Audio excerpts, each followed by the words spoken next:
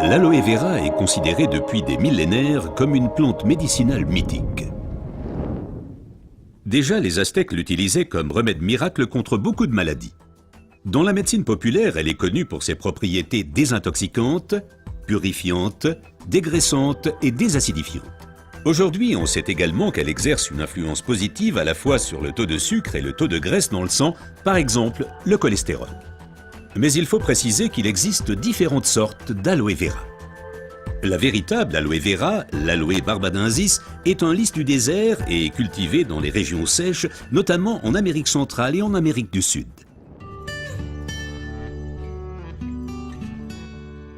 L'efficacité de l'aloe vera dépend principalement de son traitement, mais les différences se font dès la récolte. Pour éviter d'abîmer la plante, les feuilles doivent être coupées à la main.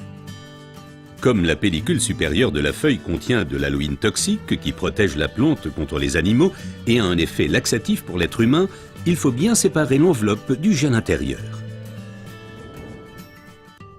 Le gel est du reste l'élément le plus précieux de l'aloe vera. Il contient à lui seul plus de 150 composants importants et bénéfiques pour la santé tels que vitamines, enzymes, polysaccharides et oligoéléments. Et c'est précisément cette combinaison unique, cette association de différentes substances qui entraîne l'effet médicinal. L'un des composants les plus importants est l'acémanal. Il a une influence positive sur le système immunitaire et diminue d'autre part les inflammations et les radicaux libres. Le résultat, une amélioration de l'apport en oxygène. Observons ce phénomène de plus près. Le sang assimile l'oxygène dans le poumon et le transporte à travers les vaisseaux sanguins vers les cellules. Les gros vaisseaux se divisent et deviennent de plus en plus petits pour devenir enfin des vaisseaux capillaires. Les capillaires sont les plus petits vaisseaux sanguins. C'est là qu'a lieu le transfert de l'oxygène du vaisseau sanguin vers les cellules.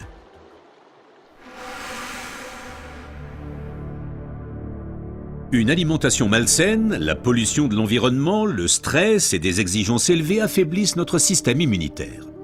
Les radicaux libres ont le jeu plus facile et ils peuvent entraîner des micro-inflammations dans l'organisme. Ces inflammations altèrent les vaisseaux et entraînent un épaississement des parois des capillaires. Ce gonflement rétrécit le vaisseau et les globules rouges circulent plus lentement à travers les capillaires, entraînant une baisse de l'alimentation en oxygène. Et c'est là que l'aloe vera intervient. Elle réduit le gonflement des parois des capillaires. Les globules rouges circulent plus rapidement et l'alimentation en oxygène est améliorée.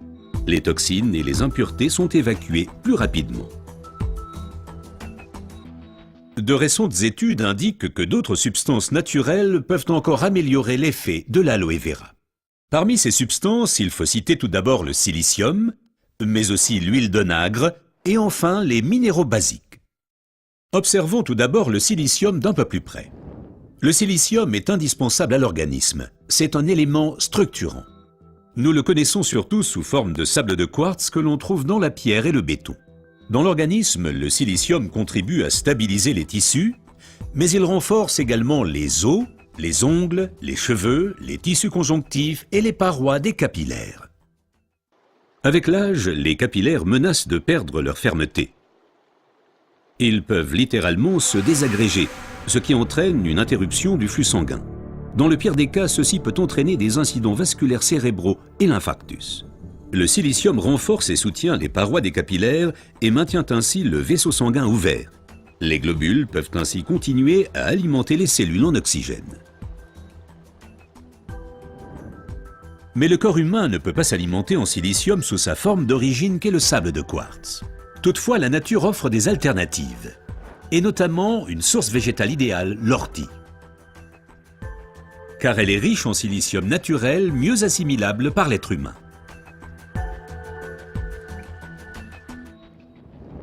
Une oxygénation optimale ne dépend pas uniquement des capillaires, mais aussi et surtout de l'état du sang. Le sang ne peut bien circuler dans les vaisseaux capillaires que s'il est suffisamment fluide.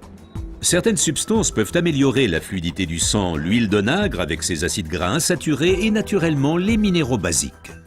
Les acides gras insaturés sont des fluidifiants du sang. Ils empêchent les globules de s'agglutiner et donc un épaississement du sang. Les minéraux basiques soutiennent l'élasticité des globules rouges et facilitent ainsi leur passage à travers les capillaires. Ces deux éléments améliorent la fluidité du sang et garantissent ainsi son alimentation optimale en oxygène. Permettez-moi de récapituler. Une oxygénation satisfaisante de nos cellules est une condition importante de notre santé et permet également de prévenir les maladies graves. L'aloe vera et son effet décongestionnant améliorent l'oxygénation. Le silicium renforce les parois des capillaires et garde le vaisseau sanguin ouvert. Cet effet est renforcé par l'huile d'onagre et aussi par les minéraux basiques. Ce que la médecine populaire savait depuis longtemps est maintenant confirmé par la recherche moderne.